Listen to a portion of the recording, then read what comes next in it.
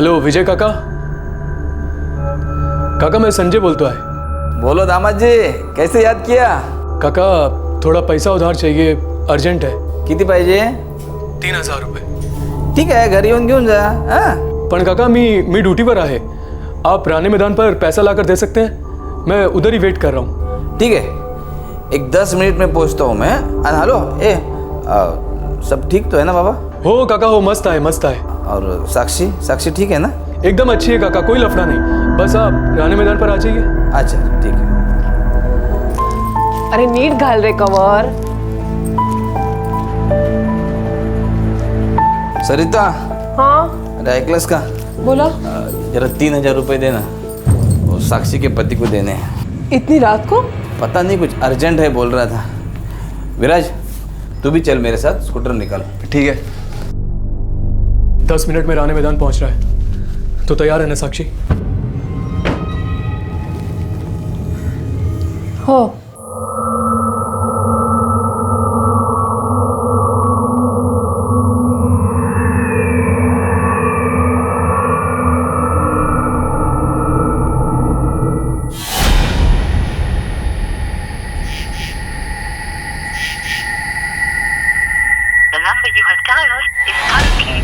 काय झालं?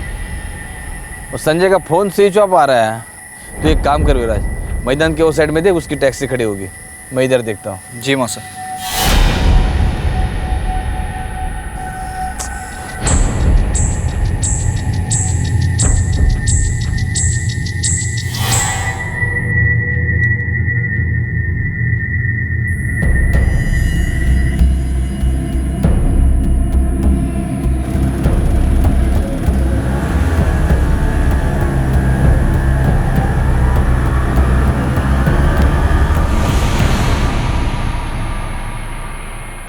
पूरे 1 घंटे इंतजार करने के बाद भी जब उसके मौसा विजय जाधव वापस नहीं आए तो विराज घर लौट आया और उसने अपनी मौसी सरिता को सारा किस्सा बताया. विजय जाधव का सेलफोन ऑफ आ रहा था. यह बड़ी अजीब बात थी क्योंकि साक्षी विजय जाधव की सगी भतीजी थी और संजय उसका पति. संजय और साक्षी का सेलफोन भी ऑफ आ रहा था. रात भर इंतजार करने के बाद सरिता और विराज संजय के घर पहुंचे.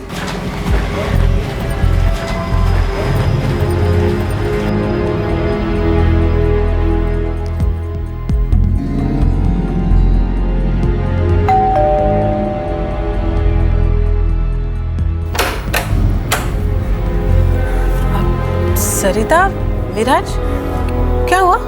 साक्षी के काका यहाँ आए थे क्या? नहीं तो क्यों? साक्षी ते और संजय भाऊजी काय मौशी? मला नहीं माहिती. मैं अभी उठी हूँ, वो लोग भी घर पे नहीं है. पता नहीं कहाँ चले गए हैं. अरे देवा, ये भी रात भर घर नहीं आए हैं. मौशी, मुझे लगता है हमें पुलिस को इन्फॉर्म करना चाहिए. काहीतरी सॉलिड लोचा है. ये विजय जाधव से तुम्हारा क्या रिश्ता है?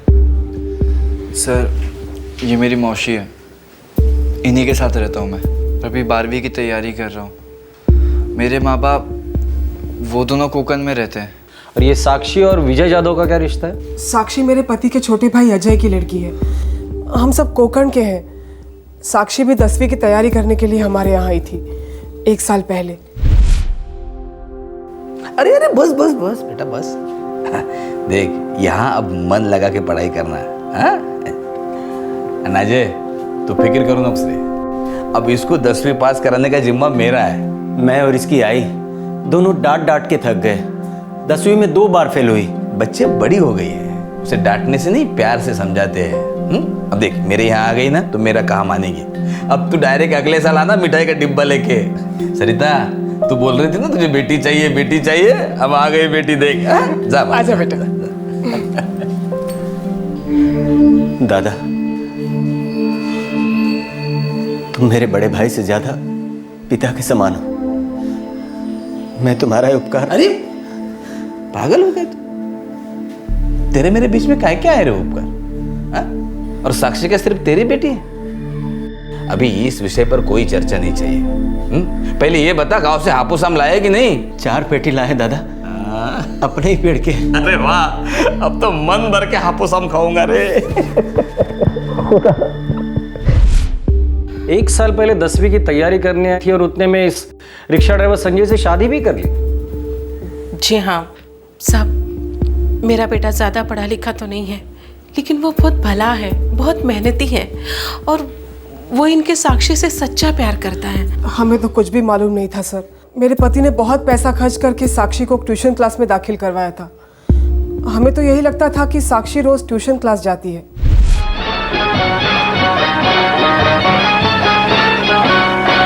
गोमुसंगतीनं माझ्या तू येशील काय, गोमुसंगतीनं माझ्या तू येशील काय, माझ्या फिरतेची राणी तू होशील काय, गोमुसंगतीनं। ये लो। सुन, तू 18 की हो गई है, हाँ क्यों? फिर तो 10वीं के एग्जाम तो शादी के बाद भी दे सकती है। काय तेरिस काय, मैं तुझसे शादी क्यों करूंगी? क्योंकि तेरे गाल लाल हो गए, सांसें फूल रही हैं तेरी, और देख आंखें मुस्कुरा रही हैं। वैसे मेरी खोली कोई महल नहीं है, लेकिन जब तू आ जाएगी ना तो हम मिलकर बनाएंगे ताजमहल। बोल, बनाना है? साक्षी के बाबा बहुत बिगड़ गए थे जब साक्षी ने उन्हें संजय के बारे में बताया। अरे ऐसे मुंह काला करने के लिए भेजा था तुझे? मेरी नहीं तो कम से कम काका की इज्जत का ख्याल की होती बेशरम। ये देख, कोई मुंह काला वाला नहीं किया है हमारे साक्षी ने। मुंह काला कब होता है? जब वो कोई गलत करती तो। ऐसा कोई गलत तो किया नहीं है ना उसने। साक्षी बेटा, ऐसा कोई गलत नहीं किया है ना तूने? काका, हम सच्चा प्यार करते हैं और शादी करना चाहते हैं। संजय अच्छा लड़का है। हाँ अच्छा लड़का है। तू गप्प बस रहे। ये देख, मैंने पता किया है, संजय अच्छा लड़का है। अब गरीब है तो क्या हुआ? अरे हम तो कभी इससे भी ज्यादा गरीब थे, लेकिन लड़के में कोई बुरी आदत नहीं है। हाँ, ईमानदार है, मेहनत से कमाता है, और सबसे बड़ी बात तो हमारे बच्चे से प्यार करता है। ये देख, तू टेंशन मत ले, शादी का पूरा खर्चा मैं उठाऊंगा। अरे दादा ये अरे गप बस, मुझे चर्चा नहीं चाहिए अभी। देख, अरे घर की इज्जत को इज्जत से विदा करते हैं, समाज में गर्दन झुकनी नहीं चाहिए हमारी। हाँ। शादी कब हुई थी? 1 महीने पहले, 1 जुलाई को। दहेज को लेकर कुछ अनबन हुई थी? नहीं साहब, हमने कुछ नहीं मांगा, सब कुछ अच्छी तरह से हो गया था। मेरे पति ने अपनी तरफ से बहुत कुछ दिया साक्षी को। साक्षी की विदाई के बाद तो जैसे उनका दिल बैठ गया था। हर हफ्ते कुछ न कुछ लेकर जाते थे उसके लिए। अरे संधि जी आप। नमस्कार। नमस्कार नमस्कार। अब कधी आलात तुम्ही? ये क्या है, अभी कुछ साड़ियाँ लाया था साक्षी के लिए। वैसे आपके लिए भी साड़ी लाया हो। कशाला उगाच माझ्यासाठी? हाय, मैंने काका को बोला था कि मुझे साड़ी नहीं चाहिए, लेकिन काका सुनते ही नहीं। काका, मला एक आई नको। बेटा, ये तुम्हारे पिता समान है, अगर वो तुम्हें प्यार से कुछ दे रहे हैं तो ले लो ना चुपचाप। और कल रात साक्षी के पति संजय ने विजय यादव से 3000 रुपए मांगे। हो सर, और वो भी एकदम अर्जेंट। मैं और मौसा जी गए थे रानी मैदान पैसे लेके, लेकिन फिर मैंने देखा कि मौसा जी साक्षी ताई के साथ संजय भाऊ की रिक्शा में बैठ के कहीं चले गए। रिक्शा का नंबर याद है? हाँ साहब, MH02Z484। पाटिल, आरटीओ में फोन करके पता करो कि ये रिक्शा किसके नाम पे रजिस्टर है। हो सर। और आप दोनों का घर तो 5 मिनट की दूरी पर है ना? हो साहब। तो संजय और साक्षी ने आपको बताया नहीं कि दोनों कहाँ जा रहे हैं? रात को खाने के बाद मेरा बेटा और बहू दोनों बाहर टहलने जाते हैं। मुझे लगा ऐसे ही गए होंगे, फिर मैं दवाई खाई और सो गई। सरिता जी, क्या इसके पहले कभी संजय ने आपसे पैसों की मांग की थी?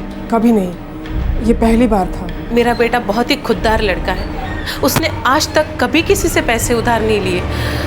फिर पता नहीं अचानक उसे समधी जी से 3000 रुपए क्यों मांगने पड़े। सब पता चल जाएगा। पाटिल, साक्षी, संजय और विजय यादव तीनों के लेटेस्ट फोटोग्राफ इन लोगों से ले लेना, तीनों के मोबाइल नंबर ट्रैकिंग पे डाल दो और तीनों की मिसिंग कंप्लेंट भी लिखवा लेना। हो सर। चलिए आप लोग मेरे साथ आइए।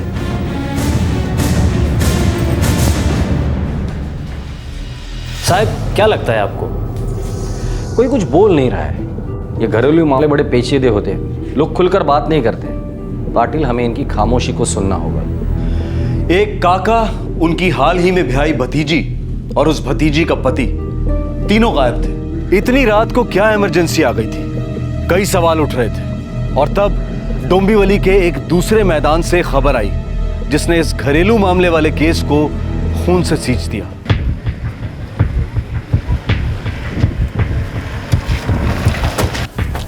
साहब इस तरफ आइए। चल।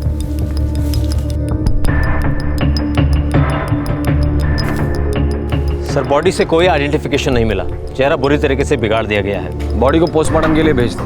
कत्ल करने से पहले विक्टिम को काफ़ी मारा पिटा गया, नोचा गया। नॉर्मली मर्दों के नाखून इतने लंबे नहीं होते।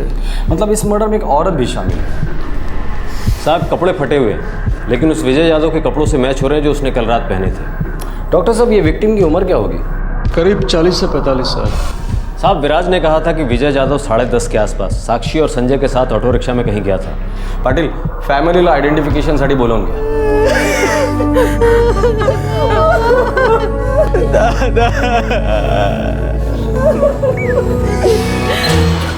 सर, साक्षी और संजय के सेलफोन्स अभी भी ऑफ है और ये भी सुनने में आया कि संजय किसी धनी का ऑटो किराए पे चलाता था। नहीं साहब, शादी से पहले संजय ऑटो चलाता था। शादी के बाद वो ऑटो चलाना बंद कर दिया था और सुपर कूल टैक्सी सर्विस में नौकरी करने लगा था। तो फिर वो ऑटो किसका था जो विराज ने देखा था? सर आरटीओ से बात हुई है, आज शाम तक सारी डिटेल्स मिल जाएगी। ठीक है, इन्होंने जो मिसिंग की कंप्लेंट लिखाई उसको अपडेट कर देना। संजय और साक्षी के ऊपर किडनैपिंग, मर्डर और क्रिमिनल कॉन्स्पिरेसी का चार्ज लगा देना। हो साहब।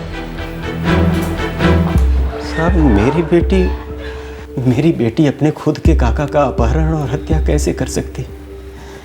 उसके लिए तो दादा ने वो किया था जो शायद मैं कभी नहीं कर पाता। ये बघा अजय जादव, बड़े बड़े जुर्म परिवार के अंदर ही होते हैं। लेकिन हमारे परिवार में तो ऐसी गड़बड़ नहीं थी साहब।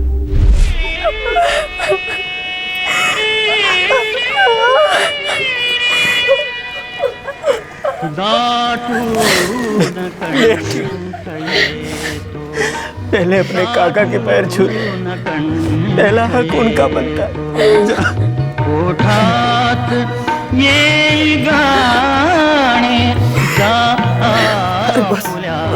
बस हमारे परिवार का आपसी प्यार ऐसा ही बना रहेगा। हमारा ये रिश्ता अभी खत्म नहीं हुआ है बेटी, ये तो एक नई शुरुआत है और तू कभी अकेली नहीं रहेगी। तेरा एक काका साहे की तरह हमेशा तेरे साथ रहेगा, समझी ना? मेरी साक्षी अब विजय दादा की बहुत इज्जत करती थी साहब। अजय जादव, पता चल जाएगा कि ऐसा क्या हुआ था कि इज्जत नफरत में बदल गई। देखिए, ये मर्डर 3000 रुपए के लिए नहीं हुआ है। संजय और साक्षी के अलावा और लोग भी इसमें शामिल थे। पर क्यों साहब? दादा ने कभी किसी का कुछ नहीं बिगाड़ा था, हमेशा भला ही किया था। मुझे तो लगता है उस संजय ने ही कोई चाल चली होगी, मेरी साक्षी को फंसाया होगा। बहुत ही जल्द पता चल जाएगा। पुलिस को साक्षी और संजय पर शक हो गया था कि उन्होंने साक्षी के पिता समान काका विजय यादव का कत्ल किया है, लेकिन इस कत्ल के पीछे कोई ठोस वजह पकड़ में नहीं आ रही थी। इस केस के पत्ते धीरे धीरे तब खुलने लगे जब पुलिस को यह पता चला कि वो ऑटो कहां था।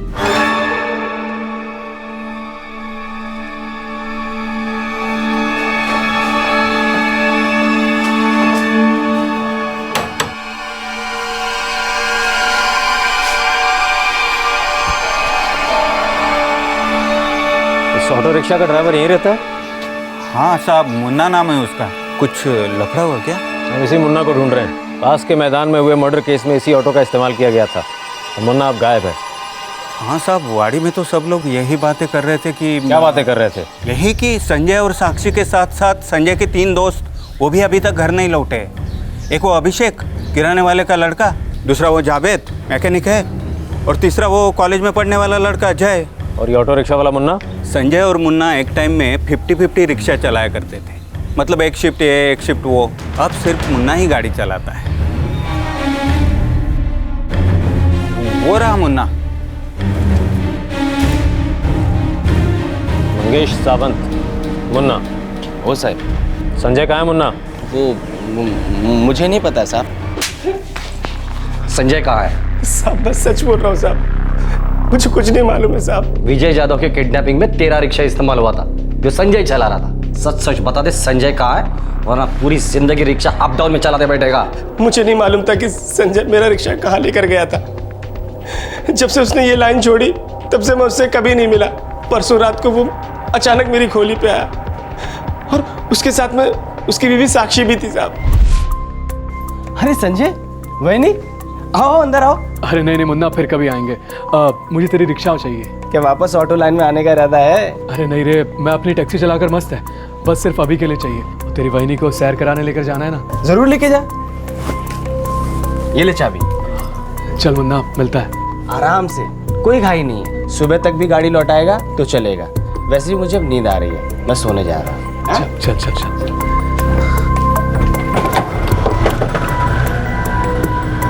फिर गाड़ी तेरे पास आई कैसे? साहब मुझे लगा कि वो सुबह गाड़ी लौटाएगा, लेकिन वो रात के तकरीबन 12 साढ़े 12 बजे वो सर गाड़ी लौटा के चला गया। अरे संजय, मुन्ना ये ले चाबी। तो सुबह लौटाने वाला था ना? नहीं मुन्ना, वो मेरा काम हो गया। काम हो गया?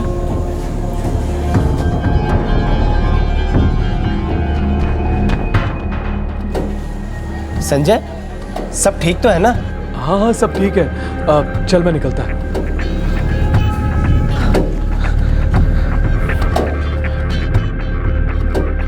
इसके अलावा मुझे कुछ नहीं मालूम है साहब। सोच ले मुन्ना, आखिरी चांस दे रहा हूं मैं तुझे। हाय शपथ साहब, माँ कसम साहब, मुझे कुछ नहीं मालूम है साहब। सर, साक्षी का फोन ऑन हुआ था सर, विठल नगर बस स्टेशन के पास Hariom guest house. Lady constable को साथ में ले लो। सर। पाटिल साहब, गेस्ट हाउस के मैनेजर को पता है ना क्या करना है? हो साहब, समझा दिया है।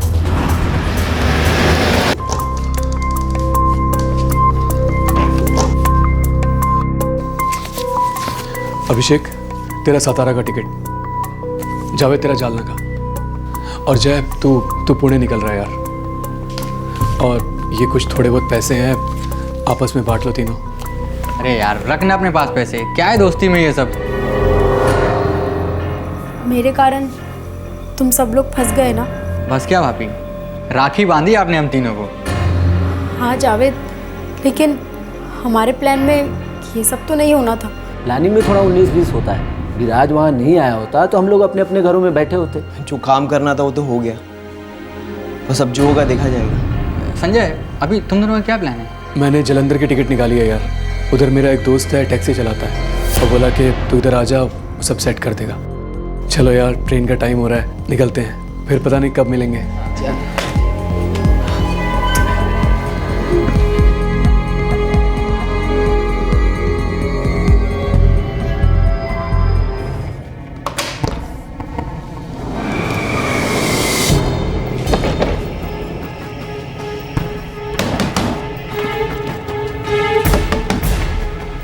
ओ मैनेजर साहब,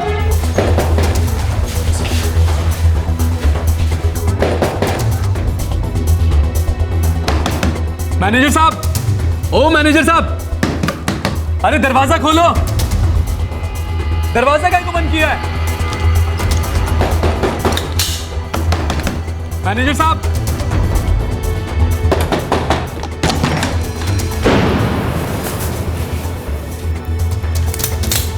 नहीं, इन्हें कुछ मत करो। अच्छा हुआ सभी के सभी यही मिल गए, लेके चलो सबको।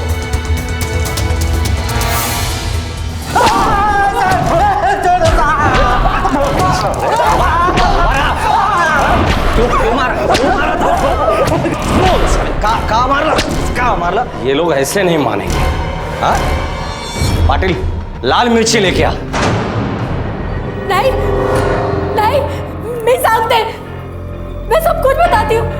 उन्हें मत मारिए और मत मारिए उन्हें।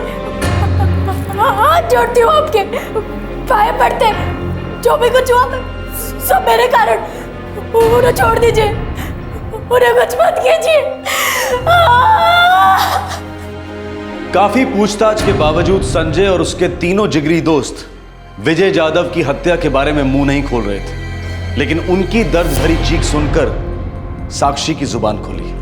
साक्षी ने पुलिस को बताया कि किस तरह से विजय जाधव की हत्या की गई, लेकिन जब हत्या का कारण साक्षी की जुबान पर आया तब पुलिस कर्मचारी भी सुनकर दंग रह गए। साक्षी की कांपती जुबान ने उस सच को बयां किया जो हमारे देश के हजारों घरों की दीवारों के बाहर नहीं जाता, बस इन दीवारों में यादों का मुर्दा बनकर दफन हो जाता है।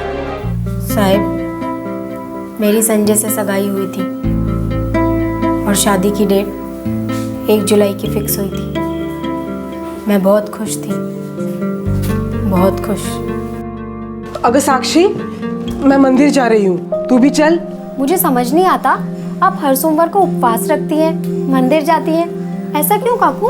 ताकि तेरे काका की लंबी उम्र और लंबी हो, उनकी तबीयत हमेशा ठीक रहे। तू भी क्या करना अपने संजय के लिए। अरे ना बाबा ना, पहले संजय से शादी तो होने दो।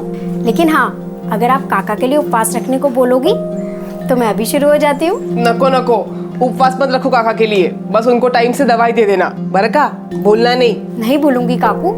चल ये तेमी।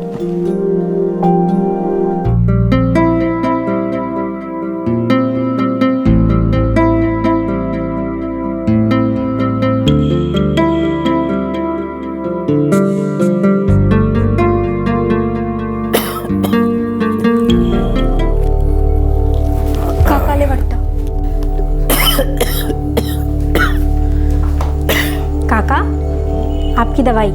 अरे तूने क्यों तकलीफ की, मैं ले लेता। काकी मुझे कह के गई थी कि आपको टाइम पे दवाई दे दूं। विराज और राजू कहाँ गए? वही क्रिकेट का भूत ना?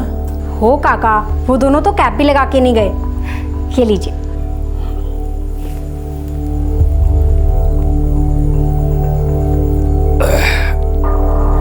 अरे वाह, तेरी सगाई की अंगूठी तो बहुत सुंदर है।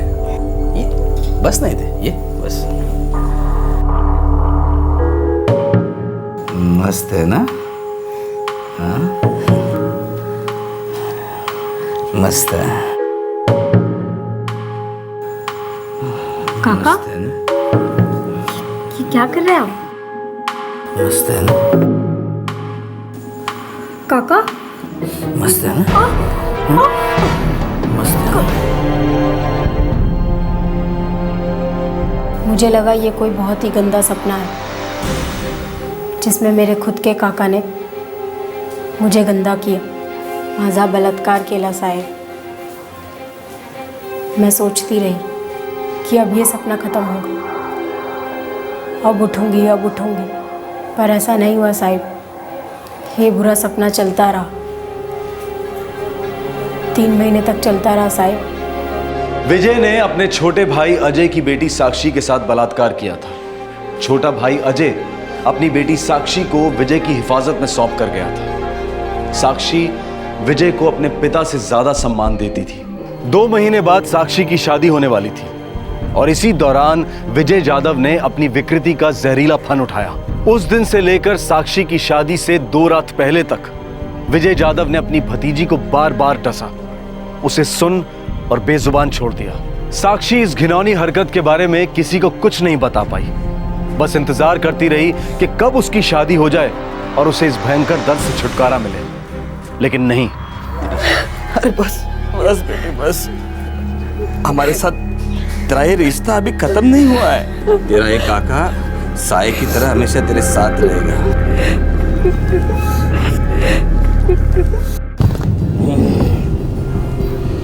घर में कोई नहीं है ना साक्षी? तो आजा फिर। काका, मुझे साड़ी नहीं चाहिए, मैं चाय लेके आती हूँ। इतना बोला तेरे, आ मेरे पास। काका, मेरी शादी हो चुकी है। तेरी शादी अगर मैं करवा सकता हूँ तो तोड़वा भी सकता हूँ। तेरा इधर मैं अलग अलग लोगों को अलग अलग झूठ बोलती रही कि मेरी ये उंगली कैसे टूट गई। खुद से भी झूठ बोलती रही क्योंकि मुझे यकीन ही नहीं होता था कि मेरे खुद के काका मेरा बलात्कार कर सकते हैं। लेकिन साहिब, मैं संजय से ज़्यादा दिन झूठ नहीं बोल पाई। साक्षी, एक बात पूछूं? हाँ पूछो ना। तो दुखी है ना? नहीं तो। झूठ बोल रही है तो मुझे पता है कि तो क्यों दुखी है। क्या पता है? यही कि तू मेरे साथ खुश नहीं है। मेरी नौकरी से, मेरी कमाई से, इस छोटी सी खोली में दम घुटता है ना तेरा। तू अपने काका के पास जाना चाहती है? नहीं नहीं, कभी कभी नहीं। मैं उस घर में कदम भी नहीं रखना चाहती, और ये भी नहीं चाहती कि वो आदमी इस घर में आए। क्या हुआ? कोई झगड़ा हुआ क्या? नहीं, सब खत्म हो गया। साक्षी बोल ना। मला सांग ना मला। संजय वो मेरा काका नहीं, वो तो एक राक्षस है।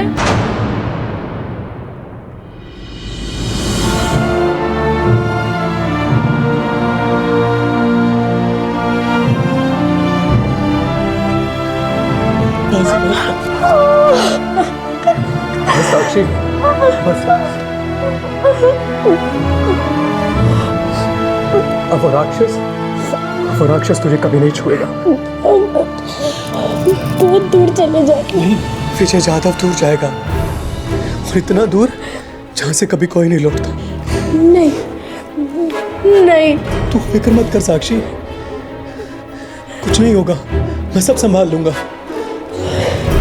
साहब, साक्षी मेरे तीनों दोस्तों को राखी बांधती है।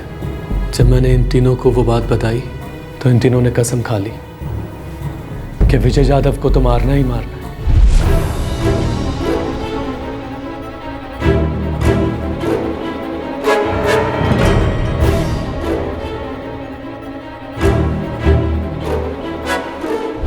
मैंने अपने दोस्त मुन्ना से उसका ऑटो लिया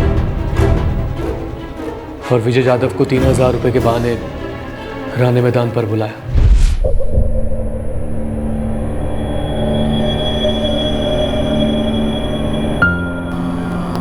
बस। विराज साथ आ गया तो गड़बड़ हो गई, लेकिन फिर भी हम तीनों पीछे नहीं हटे।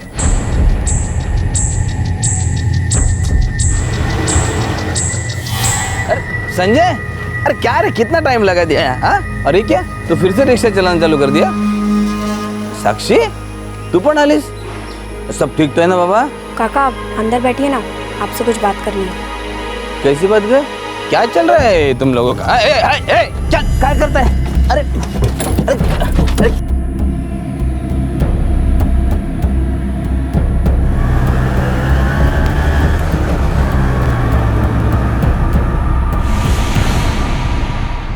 जय और जावेद हमें अनुपम नगरी मैदान पर मिले और हम चारों ने मिलकर हम पांचों ने मिलकर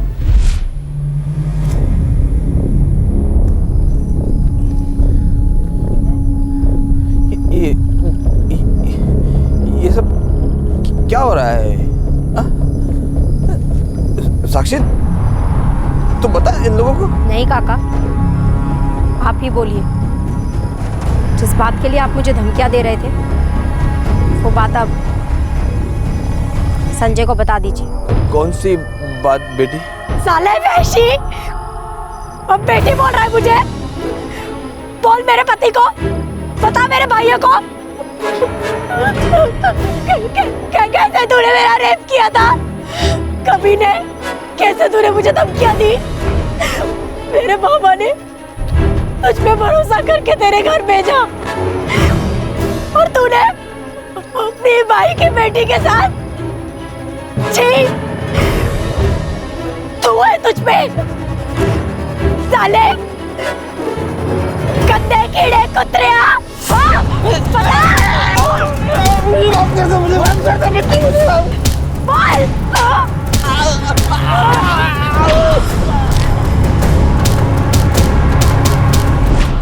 देखो साक्षी, विजय जाधव को तो सजाए मौत मिलनी ही चाहिए थी, पर तुम लोगों के हाथों से नहीं, कानून के हाथों से।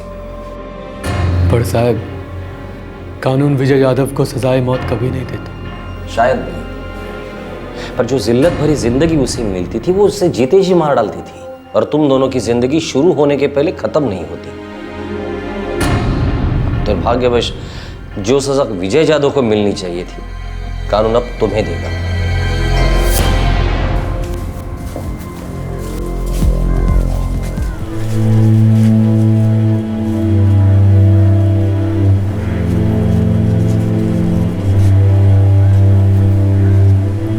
बाबा, आपको लगता है मैं झूठ बोल रही हूँ, है ना?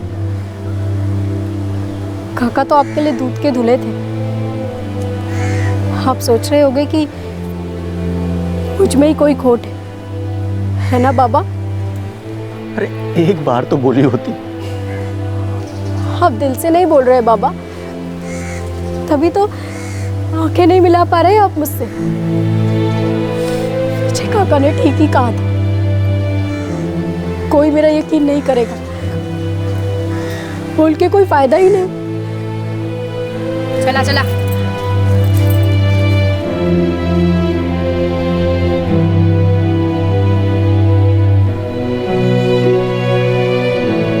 साक्षी संजय, जावेद, अभिषेक और जय को कोर्ट में पेश किया गया। इनके खिलाफ चार्जशीट का ऑर्डर दिया गया है। फिलहाल पांचों जुडिशियल कस्टडी में। इंसेस्टुअस रेप यानी कि परिवार के किसी सदस्य द्वारा किया गया बलात्कार। दुनिया भर में इस तरह के बलात्कार को बेहद संगीन जुर्म माना जाता है और अक्सर इस तरह के जुर्म के लिए उम्र कैद की सजा सुनाई जाती है।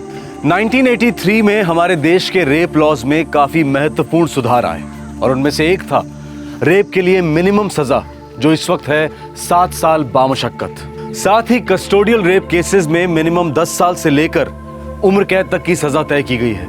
कस्टोडियल रेप वो होता है जहां अपराधी अपनी पोजीशन का फायदा उठाता है, जैसे पुलिस ऑफिसर, जेल का वार्डन, हॉस्पिटल स्टाफ, सरकारी ऑफिसर वगैरह वगैरह। बच्चे माँ बाप की कस्टडी में होते हैं तो कॉमन सेंस की बात है कि पिता या पिता समान रिश्तेदार जो गृहस्थी का कर्ता धरता है, फैमिली का हेड, यदि ऐसा शख्स अपनी कस्टडी में किसी बालिग या नाबालिग बच्चे का यौन शोषण करता है तो वो सीधे सीधे कस्टोडियल रेप के दायरे में आना चाहिए।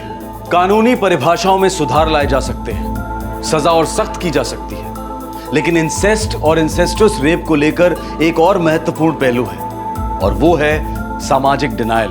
हमारा समाज इंसेस्ट के बारे में, परिवार के सदस्यों के बीच लैंगिक संबंधों के बारे में बात करने से भी कतराता है। हम इस तरह से पेश आते हैं जैसे ऐसा कुछ होता ही नहीं है, और अगर होता भी है तो विदेशी मुल्कों में होता होगा। हमारे यहाँ तो ये असंभव है। इससे बड़ा झूठ नहीं हो सकता, क्योंकि ऑफिशियल और अनऑफिशियल आंकड़े ये बताते हैं कि हमारा देश इंसेस्ट और इंसेस्टुअस रेप दोनों में टॉप करता है। हमारे आज के एपिसोड की दूसरी कहानी।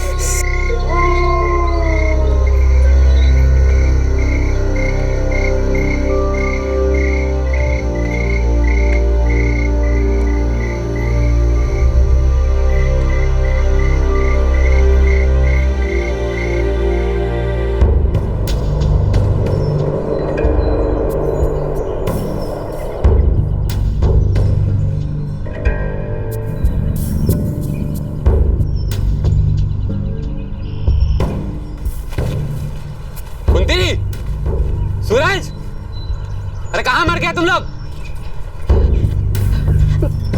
प्रणाम। प्रणाम? अरे नमक डाल प्रणाम वनाम पे।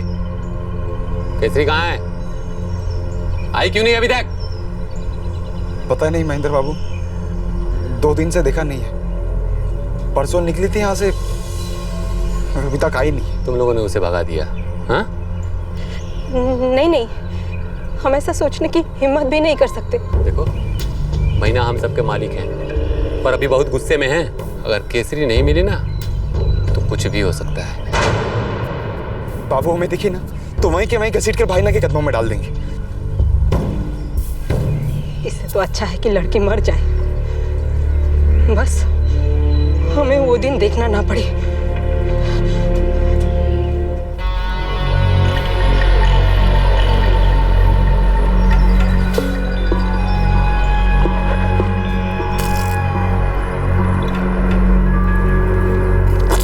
जा जल्दी, काम जल्दी करो। कहाँ है वो? वो कहाँ गई होगी वो? कहीं नहीं भाग सकती भैया। उसके घर के बाहर अपने आदमी है। उसकी दोस्त है ना मेघा, उसके घर के बाहर भी गांव के हर कोने कोने में अपने आदमी है। अपना गांव छोड़कर दूसरे गांव गई होगी। 13 साल की लड़की जंगल क्या पार करेगी भैया? जंगली बिल्ली है वो, ढूंढो उसे महेंद्र, ढूंढो। हमारे साथ ऐसी दगाबाजी नहीं कर सकती। लाऊंगा भैया, चाहे जो भी हो, आपके कदमों में जरूर लाऊंगा उसे।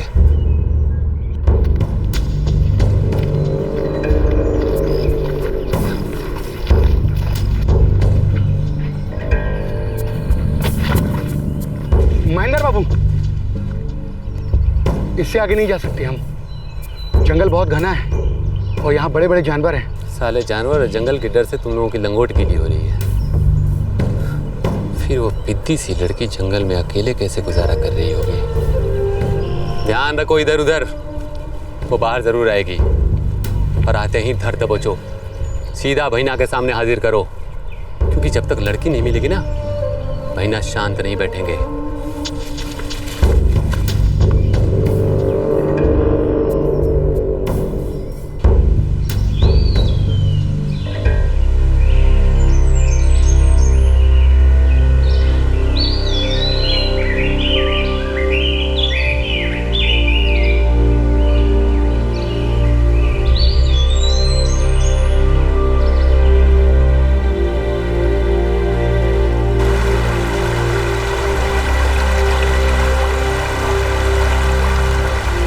बाली पर्वत, केउंझार जिला, उड़ीसा। इन घने जंगलों में 13 साल की एक बच्ची केसरी छुपी हुई थी। इस गांव का जमींदार हाथ धोकर उसे ढूंढ रहा था। केसरी की मां और उसका भाई ये उम्मीद कर रहे थे कि वो केसरी का चेहरा कभी ना देखें। इस 13 साल की लड़की ने ऐसा भी क्या कर दिया था? ये वही लड़की थी जो कुछ दिनों पहले तक मासूमियत के आंचल में अपने बचपन को अलविदा कह रही थी।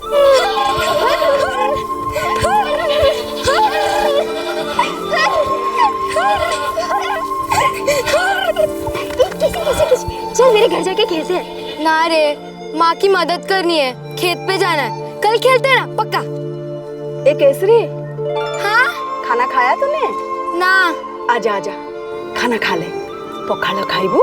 आज नहीं काकी, कल आती हूँ ना, पक्का। आज काम है ना। हो जा।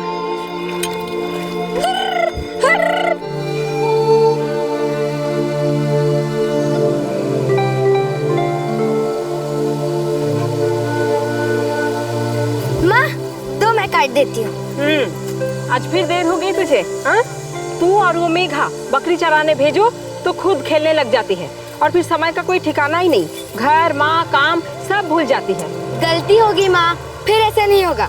जा जा, देख तेरे सूरज दादा से 3 रुपये ले और दुकान से दाल ले आ, नहीं तो रात को खाने में कुछ नहीं मिलेगा। हाँ, ऐसा हो ही नहीं सकता। मैं यूँ गई और सीधे घर पे रहती हूँ और फिर दाल भी भिगो के रखती हूँ, ठीक है? जा जा।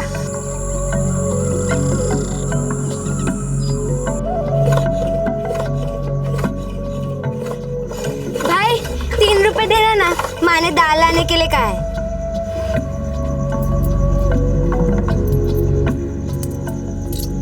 ले 5 रुपए, घर जाके 2 लौटा देना। क्या आप भी भाई, मैं थोड़ी लेके भाग जाने वाली हूँ।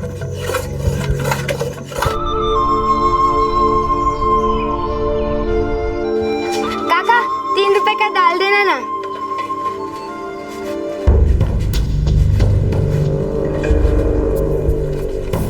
देख भाई, इस बार भैना का कुर्ता एकदम राजा महाराजा की तरह सिलना चाहिए, बिल्कुल शानदार।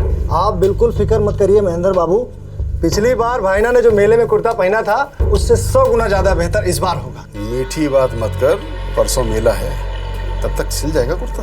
अब बिल्कुल सिल जाएगा, मैं पूरी रात खुद लगा रहूंगा जब तक कि आपका कुर्ता सिल न जाए। अगर नहीं सिला तो तेरी सारी सिलाई खोल दूंगा।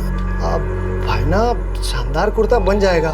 ये देखिए, ये कपड़ा देखिए, ये कटक से मैंने खास तौर से आपके लिए मंगवाया है। दिल्ली, बम्बई, कलकत्ता के लोग इस तरह के कपड़ा पहनते हैं, आप इसे पहन के बिल्कुल छा जाएंगे। अरे वाह भैना, इस कुर्ते में तो आप एकदम से दूल्हे राजा लगोगे, 20-22 साल के छबीले। सुनो सुनो सुनो, बाली पर्वत के गांव वालों सुनो, आज नहीं, कल नहीं, परसों बाली पर्वत के खुले मैदान में लग रहा है मेला। आप सभी को आना है, मस्ती में झूमना है, नाचना है, गाना है, और सभी लड़कियां हीरोइन बनकर आएंगी और सारे लड़के हीरो बनकर आएंगे, क्योंकि वो चुनेंगे अपनी मनपसंद हीरोइन। खेल होगा, मजे होंगे और साथ ही में दिखाई जाएगी फिल्म मुंह ताते लब करूची। तो सुनो सुनो सुनो, बाली पर्वत के सभी गांव वालों जरा मेरी बात ध्यान से सुनो। परसों मेले में पहुंचिए बाली पर्वत के खुले। देश के हर गांव में आज भी मेला बहुत मायने रखता है। बाली पर्वत गांव का ये सालाना मेला साधारण नहीं है। यहाँ जिंदगियों का मेल होता है, तकदीरों का खेल होता है। इस मेले में अगर किसी लड़के को कोई लड़की पसंद आ जाए तो बस वो उसी वक्त सिंदूर से उसकी मांग भर देता है और उसी पल से वो लड़की उसकी पत्नी हो जाती है। इस इलाके की हर लड़की को आभास होता है कि वो कभी ना कभी किसी ना किसी मेले में अचानक किसी पुरुष की पत्नी बन सकती है। लड़की की मर्जी कोई मायने नहीं रखती।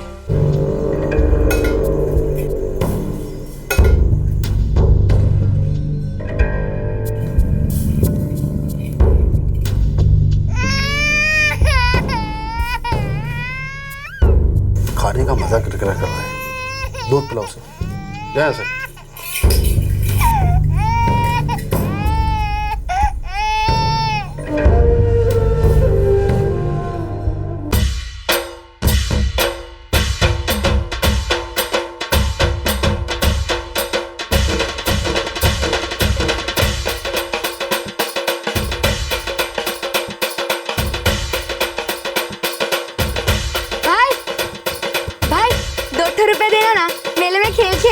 ₹2 पागल हो गई, 8 आना ले। भाई 5 खेल खेलने हैं तो ₹1 ले। अच्छा ठीक है, ₹1.5 देना, जल्दी देना। खुश? ए केसरी, हाँ शीघ्र आसिबू, देर राती तक सिनेमा देखते मत बैठना। ठीक है माँ, खड़े खड़े देख लूंगी।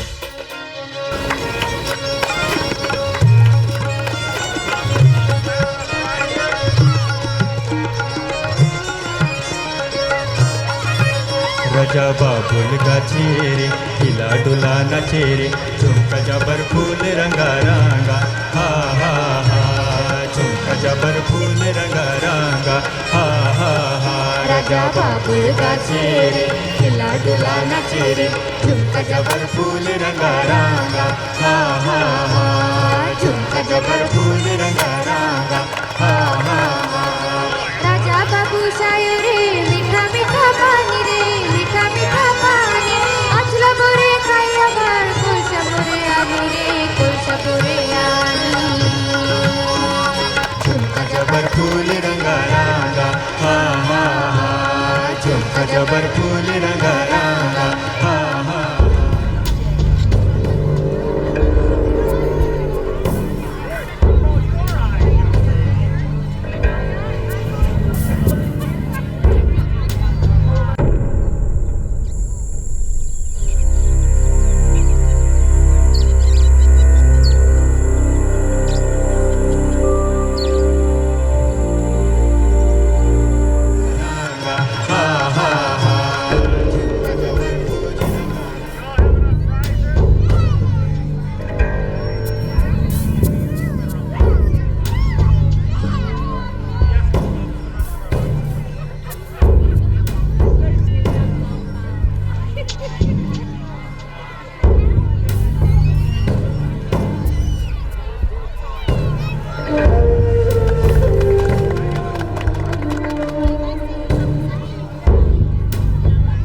अखिलेंद्र गांव का जमींदार था, स्टेटस में शायद सबसे ऊंचा।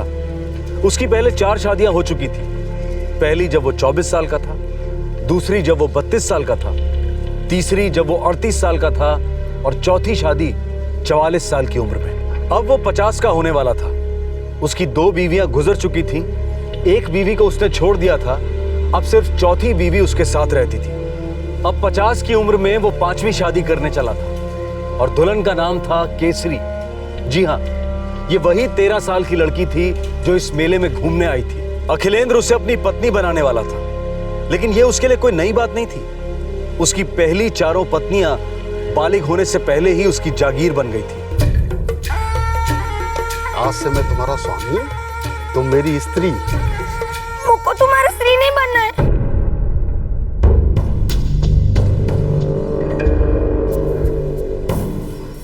क्या बकवास बोल रही तू?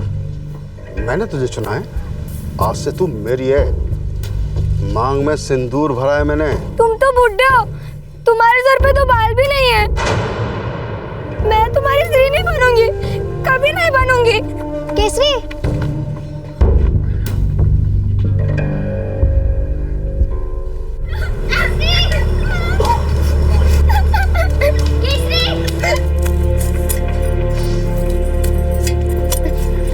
रे केसरी, कौन हेला माँ?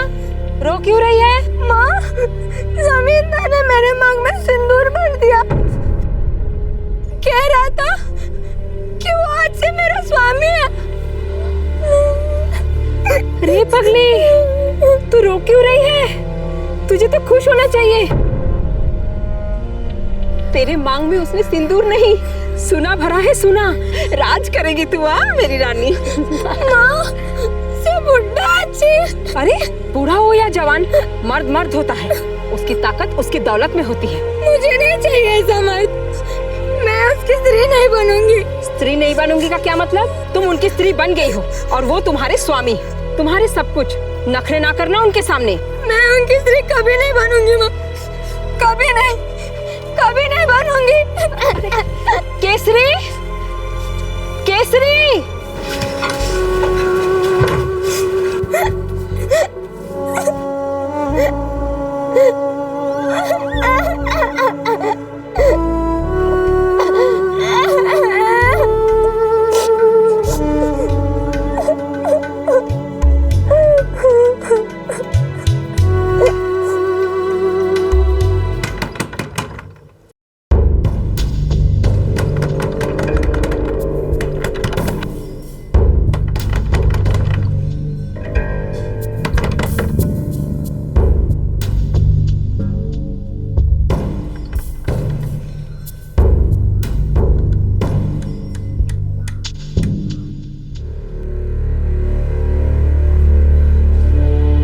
ऐसे ही होता है केसरी।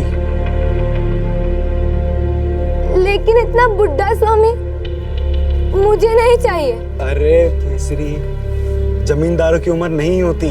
गंजा जमींदार। गंजा हुआ तो क्या हुआ? तुझे जिंदगी भर 2 वक्त खाना तो मिलेगा ना। उसके जिंदगी का क्या माँ? वो तो ऐसा लगता है कभी भी मरेगा, पर फिर मेरा क्या होगा? दूंगी 2 चमाट। अपने स्वामी के बारे में ऐसी बातें नहीं निकालते। वो मेरा स्वामी नहीं है। अरे मांग भरी जा चुकी है तेरी, स्वामी है वो तेरा। थोड़ी सी होशियारी की हम सबकी खाल उतरेगी। गांव निकाला करा देगा हमारा वो। और वैसे भी अब तुझे दूसरा मर्द नहीं मिलने वाला। शादीशुदा औरत है तू। नहीं चाहिए मुझे कोई दूसरा स्वामी। घर बैठूंगी मैं। और खाएगी क्या घर बैठ के तू? है? मैं तेरी जिंदगी भर की जिम्मेदारी नहीं ले सकता। कल ही तुझे अपने घर वापस जाना पड़ेगा। और जितनी जल्दी तू ये बात समझ लेना, उतना ही हम सबके लिए अच्छा है। वो जमींदार का घर ही अब तेरा घर है।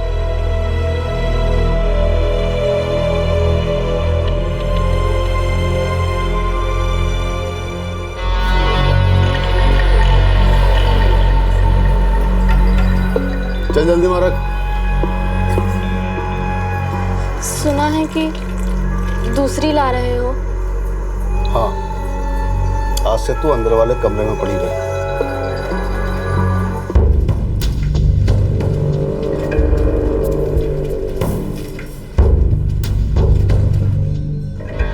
सरकार, वो मान जाएगी।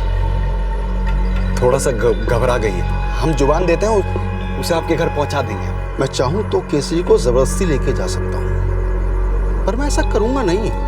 मैं चाहता हूँ प्यार से, तरीके से वो मेरे घर आ जाए। और वैसे भी वो मेले में मेरा मुंह काला कर चुकी है। बात सिर्फ मेरी नहीं, उसने गांव की पुरानी परंपरा को तोड़ा है। माफी नहीं मिलेगी। नहीं चाहिए मुझे माफी। नहीं करनी है शादी। मैं आपके साथ नहीं जाऊंगी। ऐसे बात करते हैं स्वामी से? शाम तक देखूंगा। अगर ये नहीं आई तो गांव की पंचायत बुलाकर तुम लोगों का बहिष्कार करवाऊंगा। चल महेंद्र।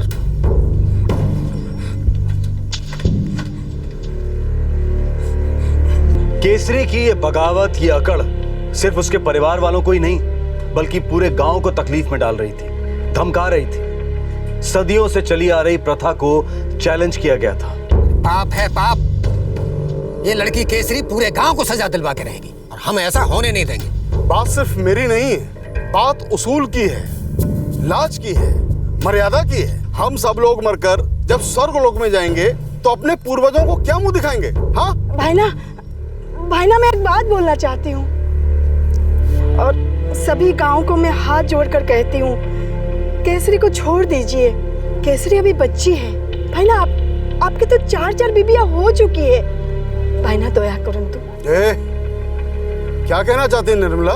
तो उसकी तरफदारी कर रही है या मेरी बुराई? नहीं भाईना, मैं बस इतना कहना चाहती हूँ कि हमें कानून के हिसाब से चलना चाहिए और हमारे देश का कानून बच्चों की शादी को गलत मानता है। देश का कानून? कौन सा देश, कौन सा कानून? हमारा एक ही कानून है जो हमारे पुरखों ने बनाया। इस गांव का कानून। हमारा गांव एक राज्य में है और हमारा राज्य एक देश में है, भारत देश। और भारत देश का कानून सबसे बड़ा कानून है। बकवास बंद कर निर्मला। 2 क्लास क्या पढ़ ली है स्कूल की? बहुत मास्टरी झाड़ रही है। इस गांव के कानून से बड़ा कोई कानून नहीं। अगर कल तक कुंती की बेटी केसरी भाईना के घर नहीं पहुंची तो पंचायत आदमी भेजेगी और उसे घसीट के इनके कदमों में डाल देंगे। अब केसरी भाईना की है और आखिर तक रहेगी। देख और मार मत खा मुझसे, चुपचाप जा। कोई गरीब अगर मांग में सिंदूर भरता तो एक मुट्ठी चावल के लिए तरसती। उसके सर पर बाल होते पर जेब खाली, क्या करती फिर? इससे अच्छा रिश्ता तेरे लिए हो ही नहीं सकता, समझा इसे? जा केसरी, मैं कह रहा हूं तुझे, जा।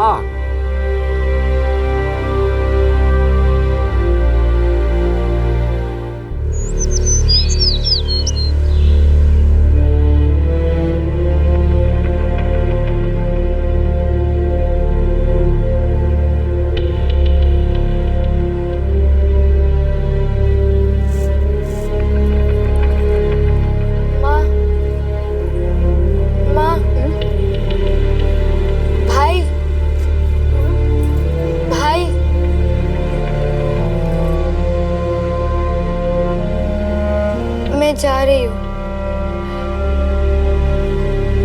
जगन्नाथ ने तुझे सही रास्ता दिखाया है बेटी, तुझे अकल दी। हाँ? हमें बुला दे कि कोई दुख नहीं है और तेरी जिंदगी की हर एक सांस उस जमींदार के हाथ में है। तू उसे खुश रखेगी, तू खुश रहेगी।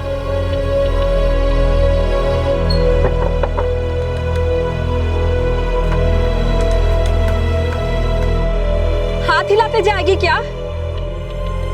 कपड़े तो लेती जा। लौट के ले लूंगी माँ।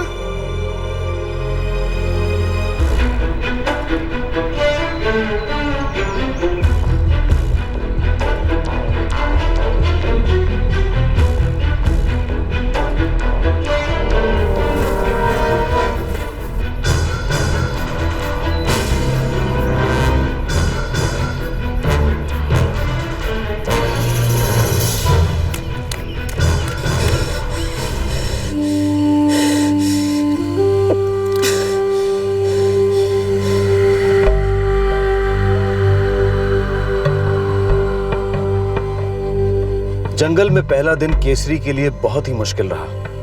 13 साल की ये बच्ची घने जंगलों में अकेली थकान की चादर ओढ़कर सो गई।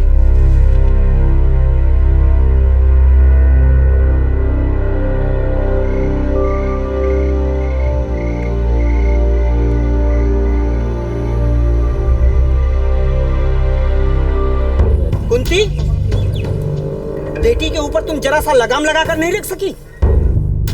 पूरे गांव के मुंह पर गोबर मल के गई है। ये सब लोग मिले हुए हैं, इनको गांव से बाहर निकालना होगा। भाई ना आपके सामने पीटा था। आपको तो पता है हम परंपरा में कितना विश्वास करते हैं। अब लड़की पागल है तो उसकी सजा भाई और माँ को क्यों? क्योंकि उसे पकड़वाने में तुम लोग मदद नहीं कर रहे हो। कहाँ है केसरी? मर गई होगी, जंगली जानवर खा गया होगा। श्राप है उसे, माँ का श्राप। मर जाए ऐसी बेटी जो घर का नाम खराब करे। वो आज से हमारी बेटी है ही नहीं, तो फिर उसके पापों की सजा हमें क्यों? हाथ जोड़ती हूँ, पैर पड़ती हूँ, दया करी भाई ना, दया करी। मुझे लगता है हमें इंतजार करना चाहिए। अगर 2 दिन में लौटती है तो ठीक, नहीं तो उसे मरा हुआ घोषित कर देंगे।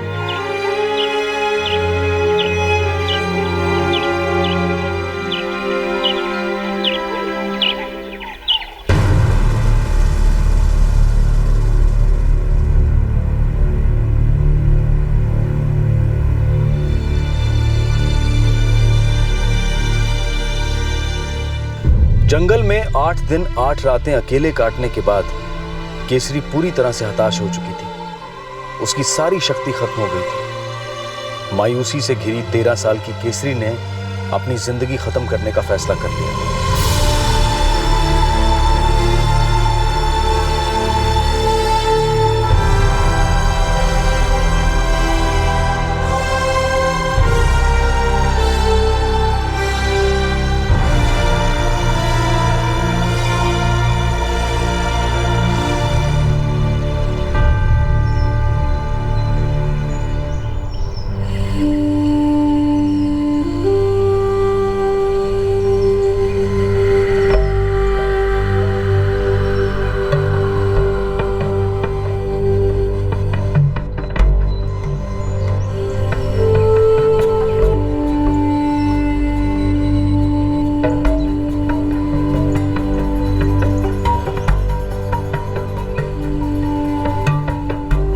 जंगल में 9 दिन 9 जन्मों की तरह साबित हुए। मानो 9 किश्तों में डर, मायूसी, थकान, बेबसी ये सभी खत्म हो गए। केसरी के अंदर अब एक नया जोश आ गया था, जो मानो मां प्रकृति ने उसे वरदान स्वरूप दे दिया था। अब केसरी चल पड़ी, लेकिन अपने गांव की तरफ नहीं, बल्कि उस तरफ जहां वो कभी गई ही नहीं थी। चलते चलते केसरी ब्रह्मनीपाल आउटपोस्ट पहुंची और सबसे पहले वहां के पुलिस स्टेशन में जाकर उसने मदद के लिए दस्तक दी।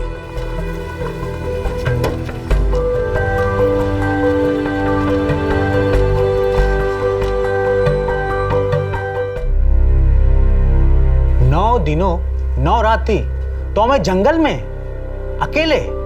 हाँ, आप मेरी मदद करेंगे ना?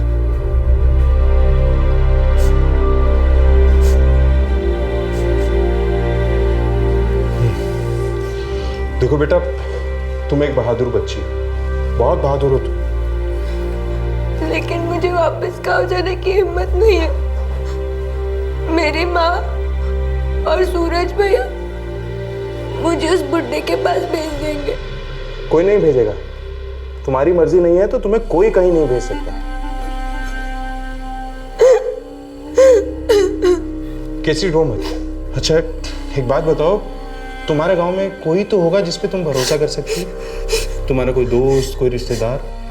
हाँ, मेरी एक दोस्त है, मेघा।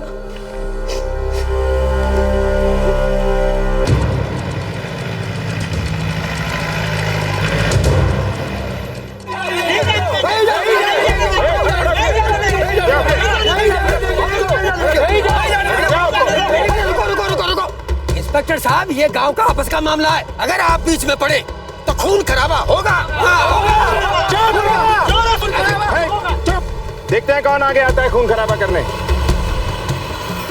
और किसने कहा कि चोरी डकैती नहीं हुई? इस आदमी ने और तुम सब ने मिलकर भारत के संविधान को लूटा है और तुम सब लोग एक मासूम की जिंदगी बर्बाद कर रहे थे। ये किसी हत्या से कम नहीं है, समझे? और तुम तो बहुत अमीर सेठ हो ना। एक आईना नहीं है तुम्हारे पास? कभी शक्ल देखिए अपनी। चिता पर जलने के लिए शरीर तैयार है, जवानी की एक बूंद नहीं बची है और एक बच्ची को औरत बनाने चले थे। थाने में चलो, आज की रात थाने में रहने के बाद कभी सुहागरात मनाने के लायक नहीं रहो। चलो चलो अपने घर जाओ, रहने दो ना सर। चलो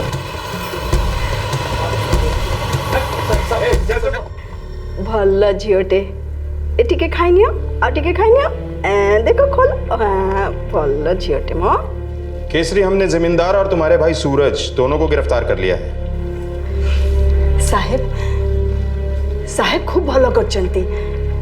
फिर भी साहेब कोई भी केसरी को गांव वापस ले जाना बहुत मुश्किल होगा, काहे कि ना गांव वाले बहुत गुस्से में हैं, कुछ भी कर सकते हैं बच्ची के साथ। मैंने कटक की एक संस्था से बात की, वो लोग बच्चों की देखभाल करते हैं। केसरी, अब वो तुम्हें भी अपने साथ ही रखेंगे। लेकिन काका, मैं कटक क्यों जाऊंगी? मुझे तो अपने गांव में रहना है ना। वहाँ पे माँ है, मेघा है, खेत है, सब कुछ है। बेटा, वहाँ सब कुछ है, बस एक चीज नहीं है, सुरक्षा। तुम्हारी सुरक्षा। कभी भी कोई सरफिरा कुछ भी कर सकता है। ये संस्था वाले तुम्हारी अच्छी देखभाल करेंगे, तुम्हें अच्छी जिंदगी देंगे।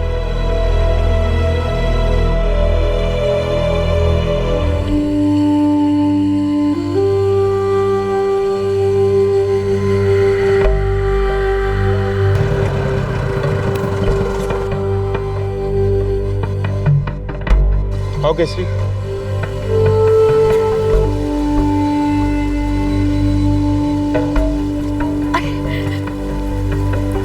नमस्कार। नमस्कार, मैं शालिनी। मुझसे ही आपकी बात हुई थी फोन पर। ये है केसरी, मैंने इसके बारे में ही आपसे बात की थी। आओ।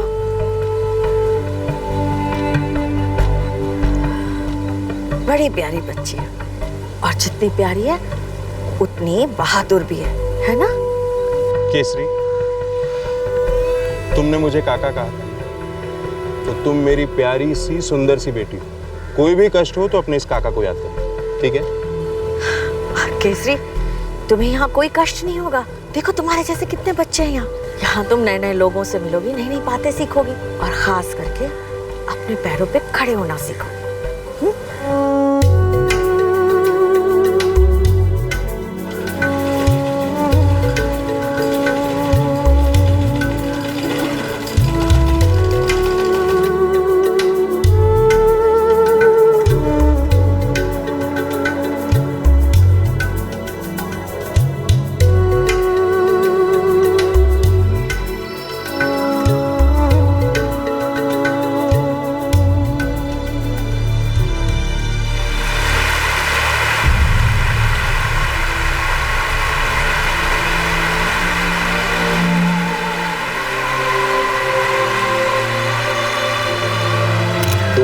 में भारत के राष्ट्रपति ने केसरी को नेशनल ब्रेवरी अवार्ड से सम्मानित किया।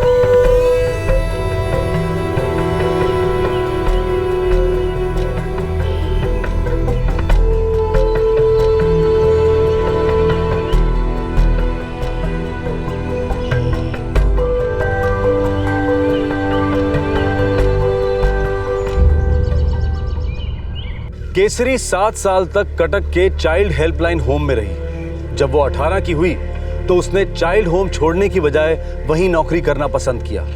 2012 में 20 साल की उम्र में केसरी अपने गांव लौटी। गांव आकर उसे पता चला कि उसकी मां कुंती ने दूसरी शादी कर ली थी और वो गांव छोड़कर चली गई थी। उसके बड़े भाई सूरज ने उससे कोई भी रिश्ता रखने से इनकार कर दिया था। केसरी को यह भी पता चला कि गिरफ्तारी के सिर्फ 8 दिन बाद जमींदार अखिलेंद्र और उसके भाई सूरज की जमानत हो गई थी और जमानत पर छूटने के बाद अखिलेंद्र ने एक और शादी कर ली। इसकी वजह से केसरी ने बाली पर्वत गांव छोड़ने का फैसला किया और वो जजपुर जिले के फूलाझारी गांव में अपनी चाची के पास रहने आ गई। यहाँ केसरी अपनी जीवनी कमाने की कोशिश कर रही है। उसने अपने पैरों पर खड़े होने का संकल्प कर लिया है। हमने इस केस के बारे में आपको क्यों बताया? क्या इसे दिखाना जरूरी था? हमारे राष्ट्रगीत में हमारे देश के अलग अलग राज्यों का वर्णन है, लेकिन हम में से कई लोग ऐसे भी हैं जिन्हें इन राज्यों के बारे में पता भी नहीं है। और इन राज्यों में ऐसे लाखों लोग हैं जिन्हें हमारे राष्ट्रगीत के बारे में नहीं पता, राष्ट्र के संविधान के बारे में नहीं पता, राष्ट्र की परिभाषा नहीं पता। पिछड़ेपन के दलदल में धंसे हमारे देश के इन हिस्सों में अपने हक के लिए खड़े होना मानो नामुमकिन है। ऐसे हालात में एक 13 साल की लड़की केसरी ने जो कर दिखाया वो अद्भुत था। 9 दिन 9 रातें जंगल में बिल्कुल अकेले, ये किसी कमांडो ट्रेनिंग से कम नहीं था। उसके बाद उस बच्ची ने बड़ी समझदारी से पुलिस की मदद मांगी और उसे मदद मिली भी। पर सवाल ये उठता है कि केसरी को इस यातना से गुजरना ही क्यों पड़ा? पुलिस और प्रशासन तब क्या कर रहे थे जब खुलेआम गांव के मैदान में बच्चियों की मांग में सिंदूर भरकर उन्हें इंस्टेंट कॉफी की तरह इंस्टेंट पत्नियां बनाया जा रहा था। और ये घिनौनी हरकत कई सालों से चली आ रही है। आधुनिक भारत में लोग हर 6 महीने में अपना मोबाइल फोन बदलते हैं, कंप्यूटर बदलते हैं, लेकिन पिछड़े हुए भारत में सदियों से कुछ नहीं बदलता। न लोग, न सोच, न जिंदगी। आखिर ऐसा क्यों है? गांव और कम्युनिटीज के लेवल पर गैर संवैधानिक फैसलों और फतवों के खिलाफ जाने से सरकारें आखिर इतना हिचकिचाती क्यों हैं? वोट बैंक पॉलिटिक्स शायद सरकारें बचाती है पर देश को जरूर डुबाती है।